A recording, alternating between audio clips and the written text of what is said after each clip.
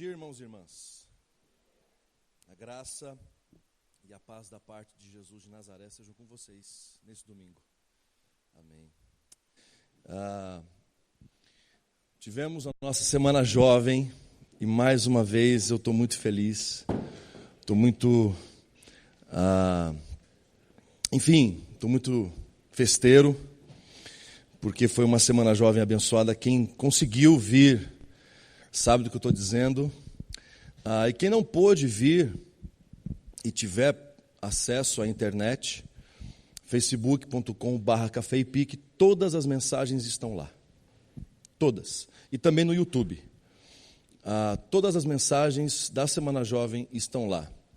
Do Zé Bruno, da Giovana, do Valdir e também de ontem do Felipe dos Anjos. Então, se você puder, se você não souber mexer nessas redes e tudo mais, peça para alguém te ajudar, para que você não fique de fora dessas mensagens que foram muito boas, foram muito impactantes, tudo aquilo que a gente viveu. E fica aqui mais uma vez a minha gratidão, o meu louvor a Deus pela vida da nossa juventude. Toda a equipe que participou, que organizou, que Deus os abençoe, que Deus os fortaleça e renove as forças de vocês. Foram dias intensos, não só esses 4 dias, mas toda a preparação anterior a ela, porque esses encontros demandaram outras reuniões e encontros até que eles acontecessem. E também eu quero deixar aqui o meu registro especial às mães de oração da nossa comunidade, que estiveram presentes todas as noites, orando pelos encontros. Então, que Deus abençoe a vida de vocês, mães de oração, as Déboras da nossa comunidade, que Deus fortaleça a vida de vocês e também renove as forças de vocês. Queridos e queridas, eu quero convidar os irmãos e as irmãs a abrirem as suas Bíblias em Gênesis. Não é difícil achar. É o primeiro livro da Bíblia. Gênesis capítulo de número 22. É uma história conhecida, é uma história impactante. Eu, particularmente, depois que eu virei pai, essa é uma das histórias, se não a história mais impressionante e impactante de ler e de estudar, que é essa história do possível sacrifício de Isaac. O título está claro no primeiro versículo. Qual que era a ideia desse texto, que é Deus prova a Abraão. E antes da gente ler o texto, você pode deixar aí aberto aí na sua Bíblia ou acessado aí no seu celular. Hoje a gente está falando sobre os frutos, não só hoje, mas nos dias, nos domingos, nós temos falado sobre os frutos dos últimos dias. E algo que toca e que mexe muito, e mexeu muito no meu coração para falar com os irmãos hoje, é sobre o controle.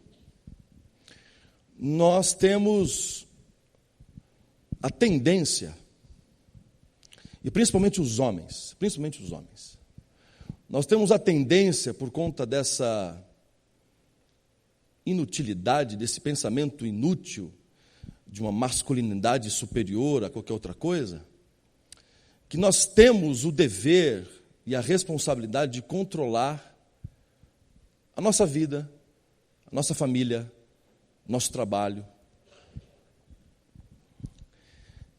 E parece-me que é uma zona de conforto, é uma zona de segurança, quando nós temos todas as facetas da vida sobre os nossos acessos e sobre o nosso controle. Eu não sei você, mas ajuda a dormir melhor quando você sabe e você conhece a tua agenda do dia de amanhã. Eu não estou falando sobre desorganização aqui. Eu não estou falando sobre desorganização, que é um assunto que eu domino.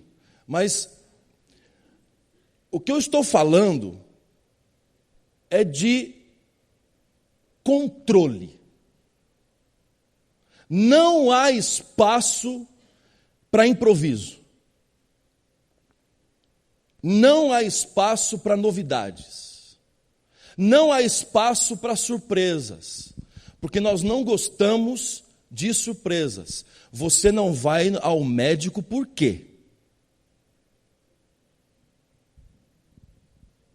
Porque se você for ao médico, de repente aquela dorzinha incômoda, e sempre tem um irmão ou uma irmã abençoada que diz, a minha mãe morreu disso, não tem isso. E aí você não vai no médico, você não vai fazer os exames, porque aquela vozinha daquela pessoa está te dizendo que o parente, o amigo, sofreu com aquilo e acabou morrendo. E você gosta de ter o controle sobre sua vida. Então você não vai no médico, porque vai que tem um diagnóstico diferente daquele que você planejou para a tua vida. Não se arrisca. Aliás, a gente, nesse controle, nessa ideia de controle, nessa filosofia de controle, nós cometemos um dos pecados, se não o pecado mais grave no relacionamento que temos com Deus, que é o da idolatria. Nós achamos que estamos num relacionamento com Deus, quando na verdade o Deus que nós estamos tendo relação é um Deus fictício, criado à nossa própria imagem, criado às nossas próprias necessidades, criado às nossas próprias ideias, e não o Deus Senhor de toda a criação, de todo o cosmos. Essa é uma história muito forte para mim. Porque como os irmãos sabem, a maioria dos irmãos aqui, se não todos, praticamente todos aqui, 99% dos irmãos e das irmãs, conviveram comigo durante os 33 dias em que nós vivemos no hospital com os nossos filhos, assim que eles nasceram. Os 29 dias de UTI e os 4 dias nos quartos, ou no quarto, no caso. E como essa experiência me trouxe a sensação de total descontrole, de total vulnerabilidade. Você não sabe o dia de amanhã, nunca vai saber. Mas quando tem ente querido envolvido na fita,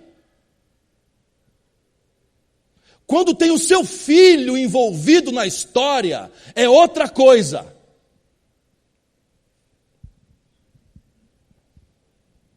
Você chega à noite e está o seu bebê com o CPAP, e você pergunta para a enfermeira, por que ele está com o CPAP? Ela vira para você e diz, só amanhã de manhã. Como a sua amanhã de manhã? Você não fala isso para o ansioso. Porque amanhã de manhã, a médica passa e vai te dizer por que ele está com o CPAP hoje. A total falta de manipulação daquela vida. Ou no caso, daquelas duas vidas. A fragilidade do nascimento, em que você ansia pelo choro do filho e o choro não vem.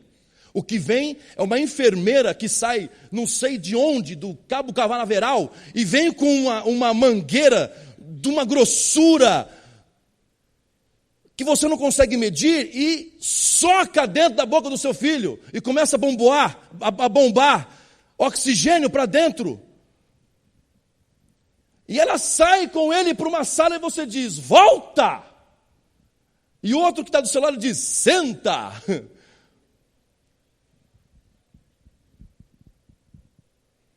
A total falta de controle. Eu estou diante de um homem conhecidíssimo por sua fé. Mas não é o que a história me mostra. Quando Deus chama Abrão, até então Abrão, para sair de sua terra, de sua parentela, somente ele, para ir para uma terra que ele havia de mostrar, que Deus havia de mostrar, ele sai com a renca toda. Ele sai com os servos, com as servas, com os rebanhos, ele sai com tudo. Ele não sai sozinho. Isso não é atitude de fé, ou de um homem dito homem de fé.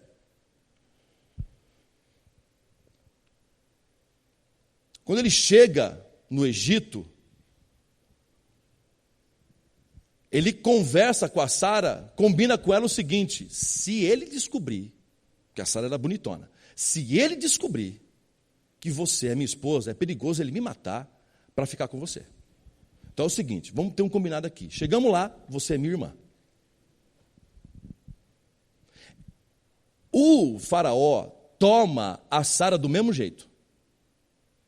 Só que cai uma praga em cima dele, ele descobre que Deus é que estava mandando aquela praga em cima dele, chega para Abraão e fala assim: ô Abraão, cadê a parceria? Você podia ter me dito que ela era a sua esposa. Aí você fala assim, né? Bom, errar é humano, mas errar 2 vezes é burrice. Você já falou isso, não falou? Pois ele errou de novo, com um sujeito chamado Abimeleque, o rei de Gerar. Ele faz a mesma coisa.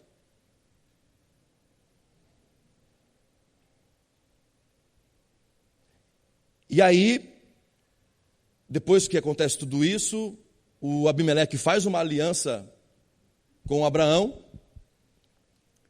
e chega no nosso texto do capítulo 22 de Gênesis, que diz assim no seu primeiro versículo: algum tempo depois, Deus pôs Abraão à prova. Abraão, Deus chamou. Sim, respondeu Abraão, aqui estou. Deus disse: tome o seu filho, seu único filho, Isaque, a quem você tanto ama, e vá à terra de Moriá. Lá, em um dos montes que eu lhe mostrarei, ofereça-o como holocausto.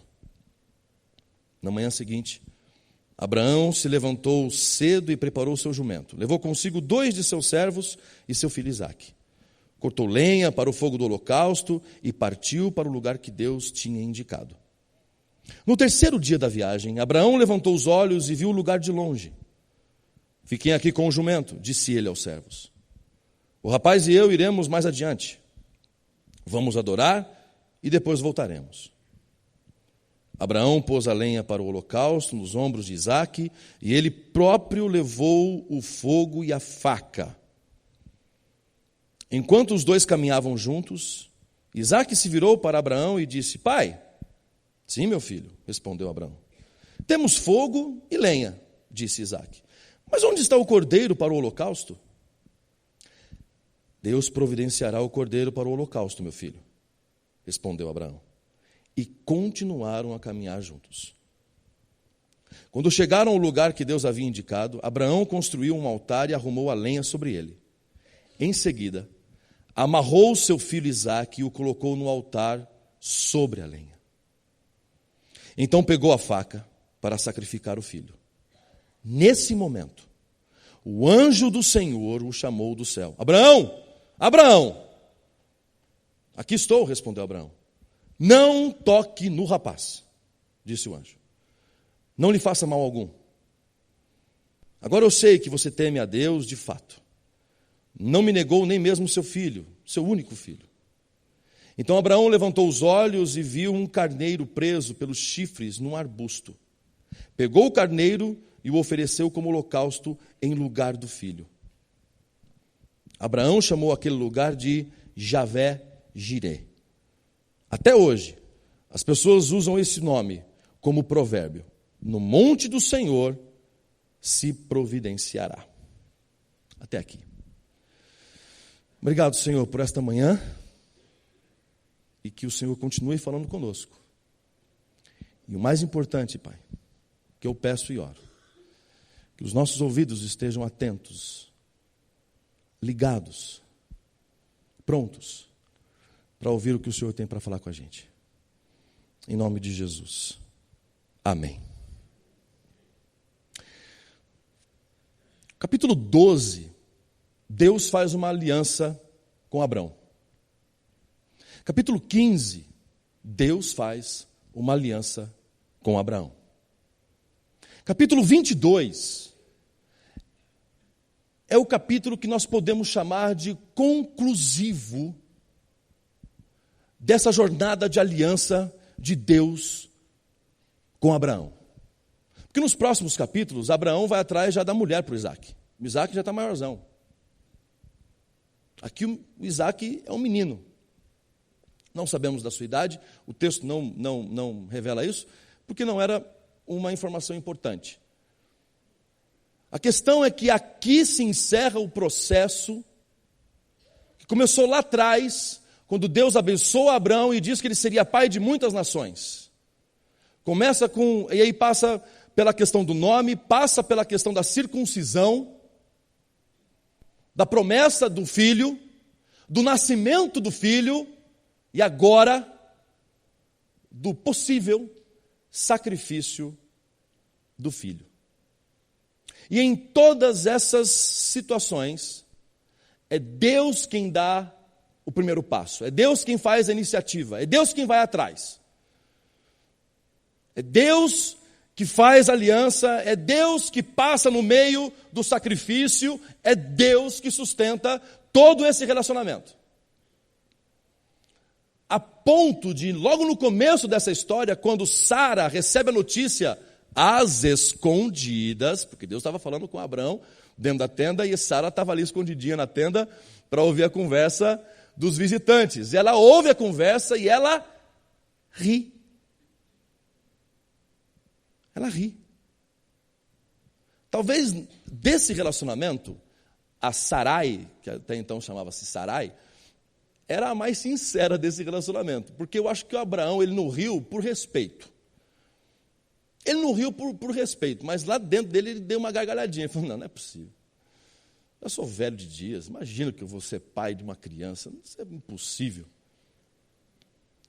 Tanto que no meio dessa caminhada entre o nascimento do Isaac, entre a promessa e o nascimento do Isaac, a Sara tem uma das ideias mais inúteis da história desse casal. E que nós até hoje, em 2019, sofremos as consequências dessa decisão da Sara. O Abraão, não vai vir filho nenhum aqui. Faz o seguinte, está demorando. Pega aqui a tua serva Agar, a egípcia. Tem um filho com ela. E aí nasce Ismael, desse relacionamento. A história, inclusive no capítulo 21, conta a história de que, por conta da desmama do Isaac, há uma cerimônia desse desmamar do Isaac, e o Ismael, como irmão mais velho, vai tirar sarro do irmão mais novo. Isso acontece, não sei se você já teve um irmão, se você tem um irmão mais velho ou um irmão mais novo, o irmão mais velho sempre tira sarro do irmão mais novo, e o mais novo conta as horas, pede a Deus a oportunidade de tirar sarro do irmão mais velho. E aqui tem essa oportunidade, o Ismael tira um sarrinho do Isaac, o Isaac vai chorar as pitangas para Sara, Sara chega para o Abraão e fala assim, ou ela ou eu. Ou ela ou eu. Abraão toma todas as coisas de Agar, junta as coisinhas do Ismael, abre as portas da tenda e convida Agar com o seu pequeno filho a peregrinar no deserto de Berseba. Até que chega um momento que Agar não tem mais água. Você que é mãe, você sabe o que eu estou dizendo. Quando acaba a água para o Ismael, já havia acabado a água para Agar já há muito tempo. Porque antes de você tomar essa água, você dá essa água para o seu filho. Acaba a provisão. Ismael está chorando de fome, está sentindo dor. Diz o texto bíblico que por conta disso, Agar vai até uma árvore, deixa o filho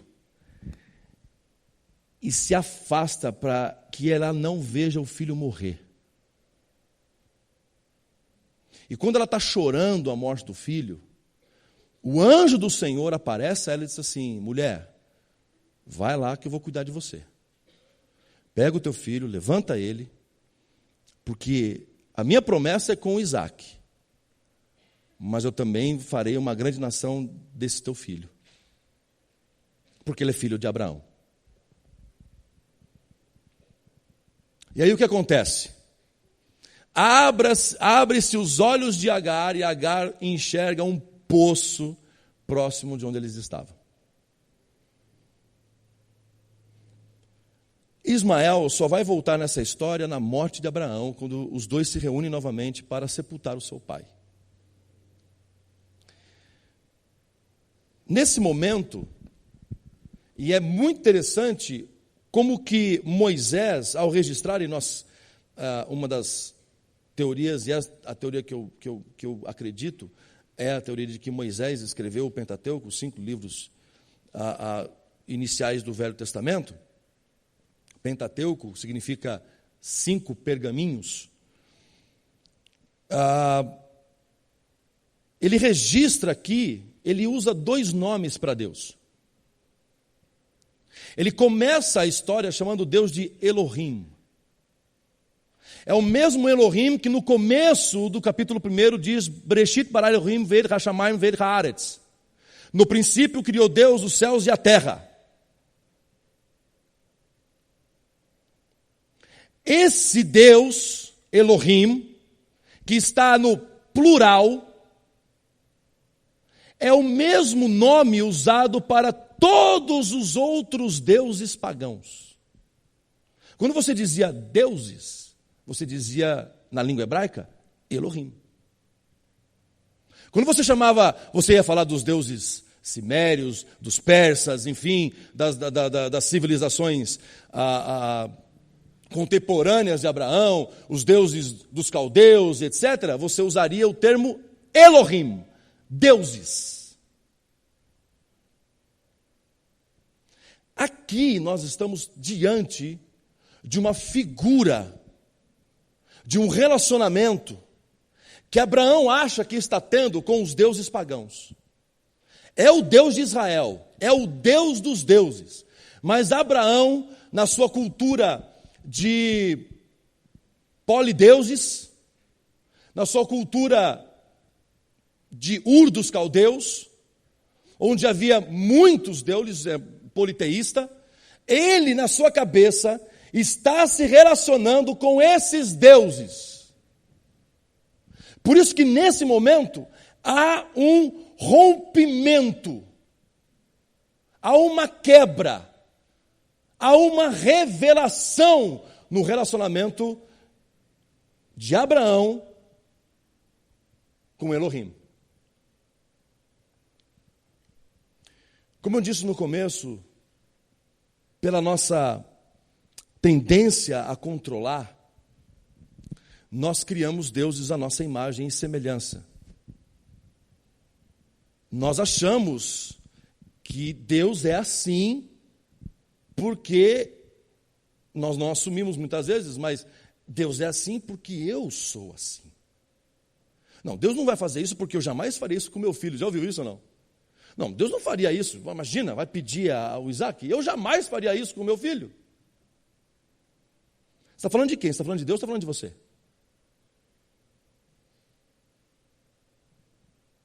Ah, não, mas se eu fosse Deus, eu fulminava o fulano de tal. Você já pensou? Não sei se você já falou isso, mas você com certeza já pensou.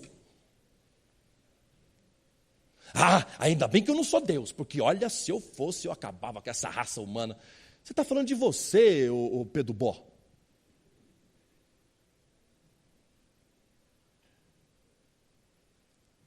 E aí o Deus que a gente acha que está cantando aqui, acha que está adorando, quando na verdade você não está adorando um Deus, o Deus real, o Deus dos deuses, você está adorando um Deus bem minúsculo. tão minúsculo quanto nós. E essa era a visão e o relacionamento de Abraão com Deus. Por mais que Deus o tempo inteiro sustentasse a relação, Abraão achava que estava no controle.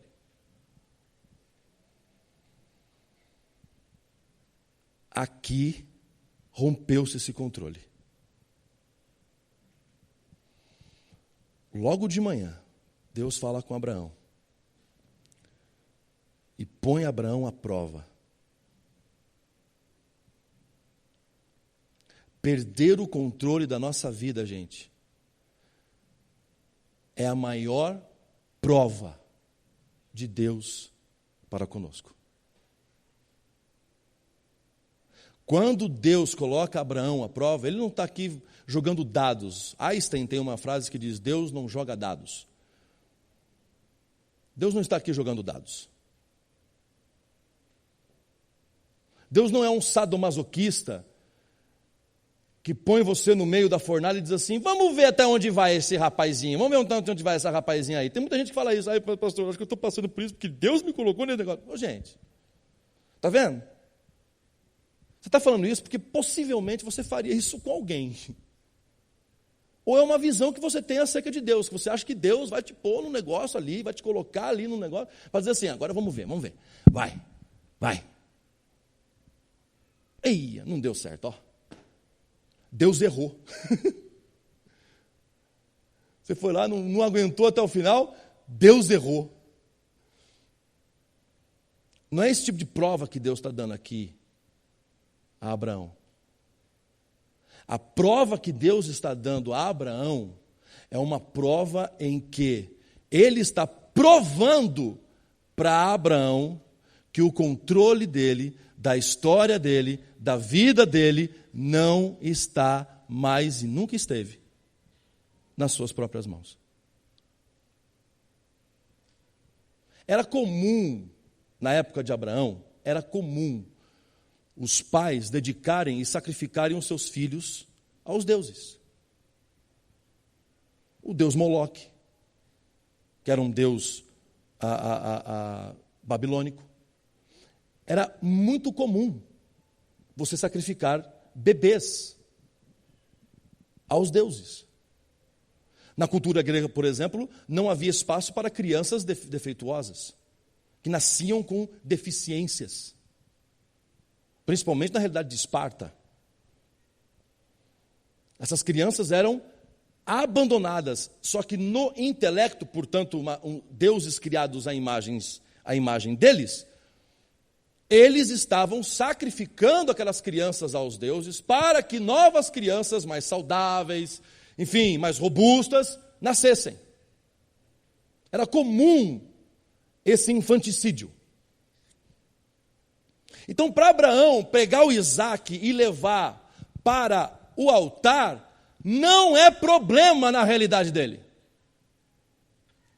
Por isso que quando você lê, você se assusta, porque você diz assim: mas Abraão em nenhum momento questionou a Deus.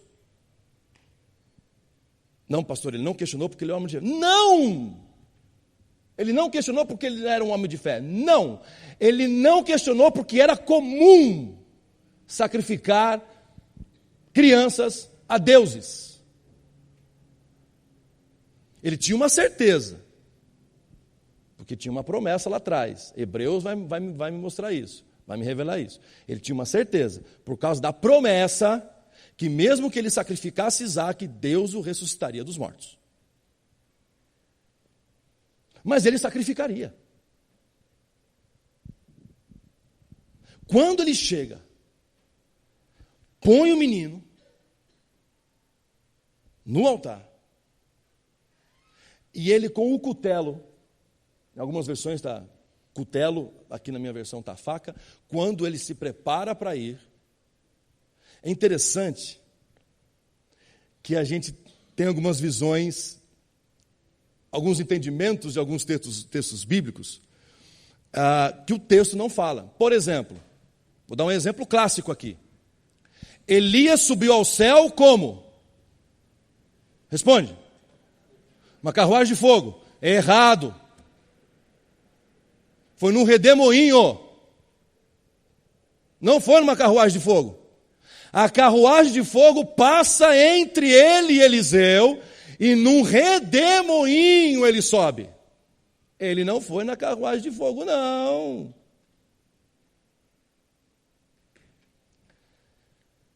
Cadê a mão do anjo segurando a mão de Abraão aqui? O texto não fala que ele segurou a mão de Abraão, não. E quantas vezes você já viu pinturas de um anjo segurando a mão de Abraão? E você tomou isso como verdade. Não. Ele estava aqui, ó. E ele ouve uma voz. Abraão, Abraão! 2 vezes, que é para acordar, para não deixar mesmo. Ele, oi. Não precisa imolar o menino. Aí ele abaixa a faca.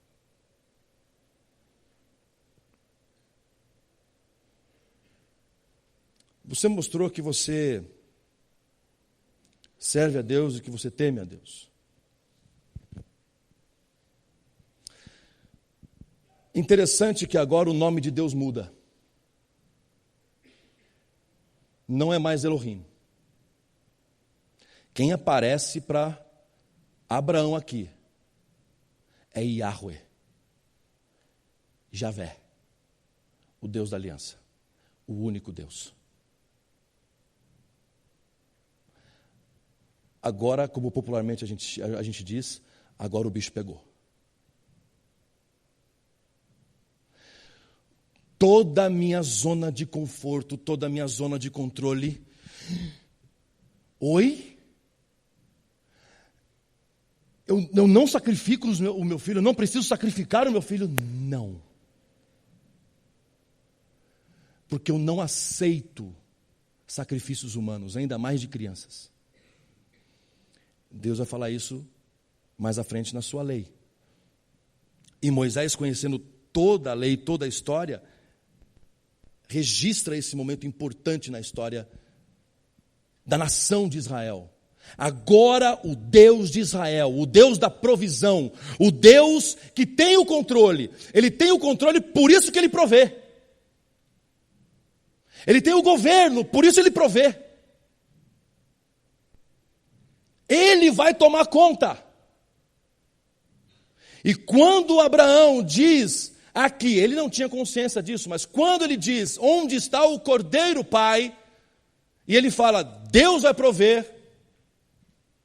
Milênios depois, em torno de uns 6.000 a 5.000 anos depois dessa história, aproximadamente, eu estou aqui, não é uma data exata, mas naquele mesmo lugar, nos montes, que é chamado Montes Moriá, que não era um monte só, era uma cordilheira, assim como o Sinai é uma cordilheira, não é um monte só, são os montes de Sião. Cantamos aqui. Os montes de Sião, na verdade, é uma cordilheira. Então hoje, quando o pessoal vai fazer lá a visita para Israel, que eu queria muito fazer, inclusive, e aí o pessoal vai fazer aquela visita para Israel, legal, bacana, conhecer os lugares, não sei o que, ele fala assim, então, gente, aqui Moisés recebeu as tábuas da lei.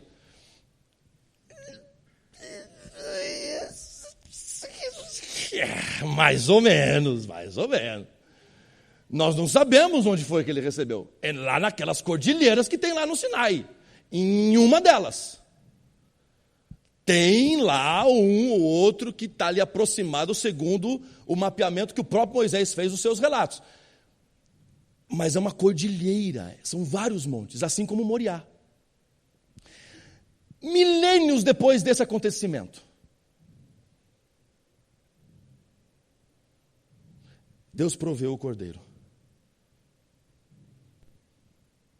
Foi anunciado por João Batista no seu batismo, quando ele olha o seu primo descendo as dunas próximas ao Rio Jordão e diz, eis o Cordeiro de Deus que tira o pecado do mundo. Abraão não tinha essa consciência, mas ele não precisava ter essa consciência.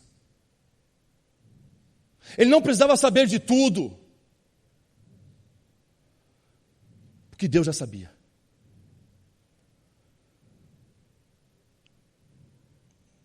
Fala a verdade. Alguns às vezes negam. Mas eu acho que lá no fundo, você gostaria de saber o dia que você vai morrer.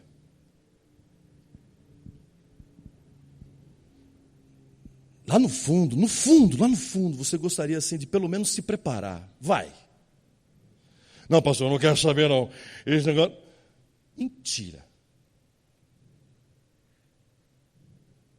Eu às vezes falo assim, não, eu não quero saber. Mas lá aqui dentro, assim, mas vai, de repente, um mês, vai.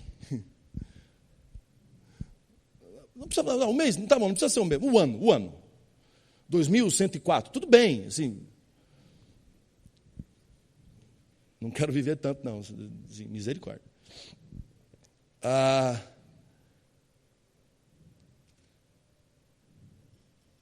Porque a gente quer ter o controle, a gente quer se organizar.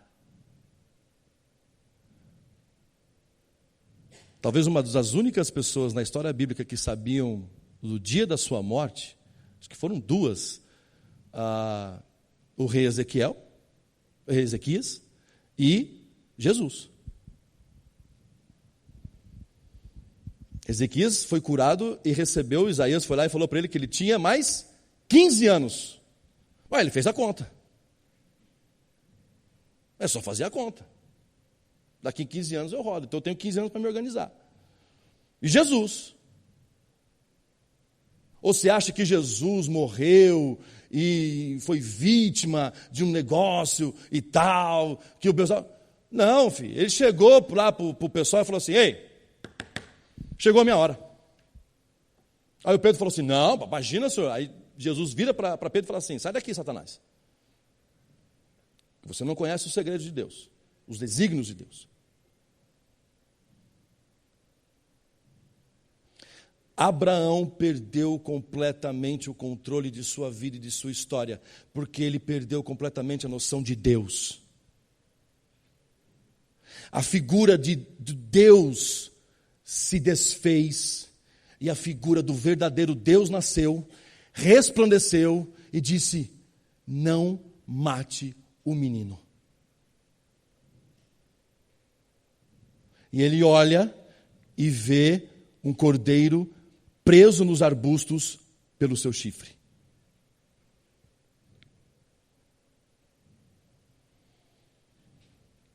Queridos, vida com Deus não é uma vida segura. Não ache você que viver com Deus, todos os seus problemas vão ser resolvidos. Eu tenho asco desse discurso triunfalista de um Deus gênio de Aladim, da lâmpada maravilhosa, que se eu orar e fazer campanhas e esfregar a lâmpada, esfregar pelo meu esforço, pela minha fé, essas coisas ridículas, Deus vai fazer alguma coisa. Não vai, porque Ele é Senhor e eu sou servo. Ele é Senhor. Eu não tenho que ficar determinando, eu não tenho que ficar batendo pé, não tenho que ficar pedindo, eu não tenho que ficar achando que Deus vai ter que fazer os meus caprichos, os meus prazeres, porque Ele não vai fazer.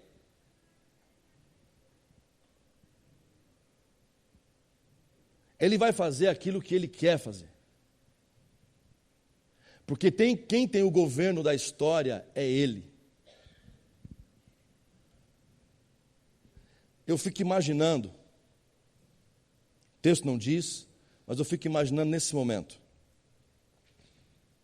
Quando Abraão é interrompido,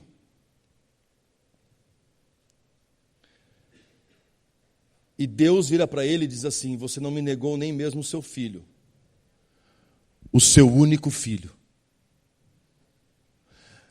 É inevitável,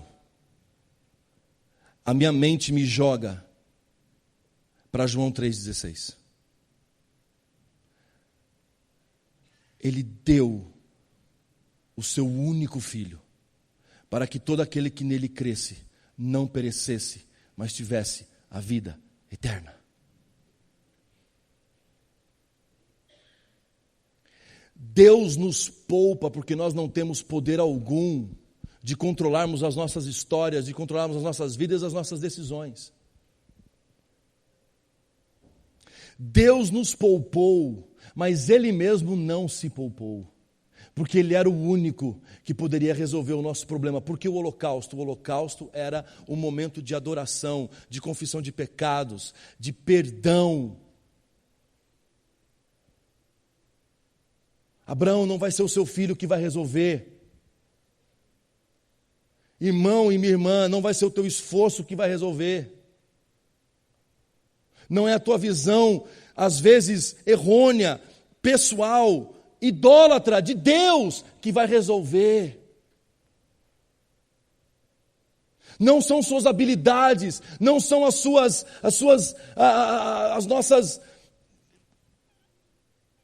nossos dons. Tudo isso é bacana, tudo isso é bom, tudo isso ajuda, mas não é isso que vai resolver.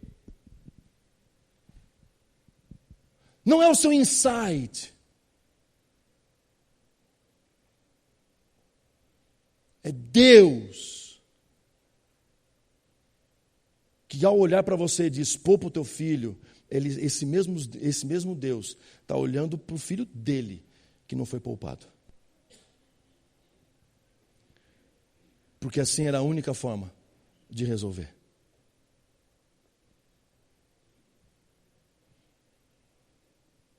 Meu conselho, e eu encerro essa noite, essa manhã, obrigado, Pri. Que bom, você está prestando atenção. Parabéns, pastora Priscila. Essa noite, porque eu acordei 5 da manhã, eu estou viajado.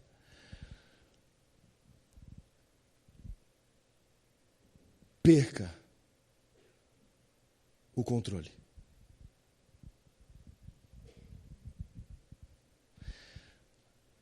Vulnerabilize-se. Peito aberto.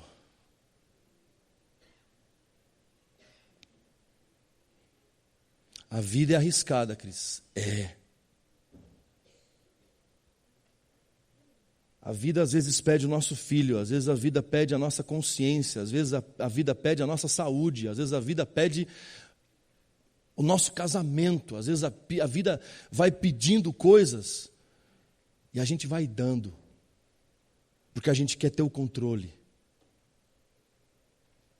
Então, se é para dar, então dá na mão de quem vai resolver. Se é para dar, então reconheça na mão de quem essas coisas todas já estão. Se for para entregar,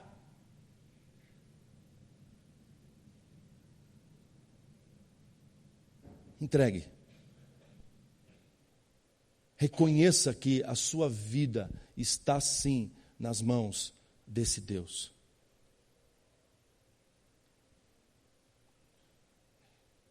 Nós não sabíamos desde o dia 1º até o último dia, nós não sabíamos que dia, que hora,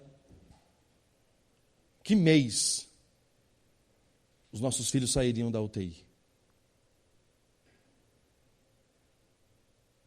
Hoje, quando a gente olha o macro e traça comparações com outras histórias paralelas, aquelas que nós estávamos vivendo juntas ali,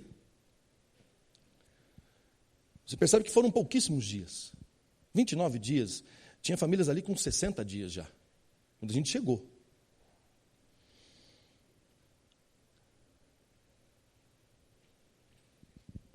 Mas foi um exercício, uma disciplina de... Eles são teus, Pai. Teu casamento é do Senhor. Você está querendo resolver o problema do teu casamento fazendo o quê? Correndo atrás de vento? Você quer resolver o teu problema no trabalho fazendo o quê? Puxando o saco do chefe, se matando loucamente, perdendo horas com a sua família. Para quê? Resolver o quê?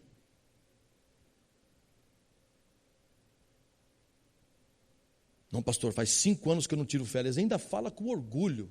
Você está doente, amigo. Vai tirar férias. Você está doente. Pastor, está me chamando de... Tô. Vai se tratar. Em nome de Jesus. E tire férias.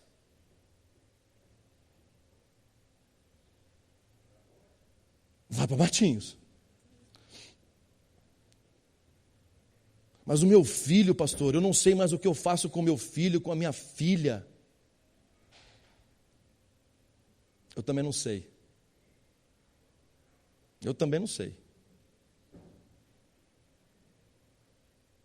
Só tem uma coisa que a Bíblia nos convida a fazer, e essa eu sei, e eu posso dizer. Entrega o teu caminho ao Senhor. Confia nele, e o mais ele fará. Que Deus abençoe vocês, e a todos nós.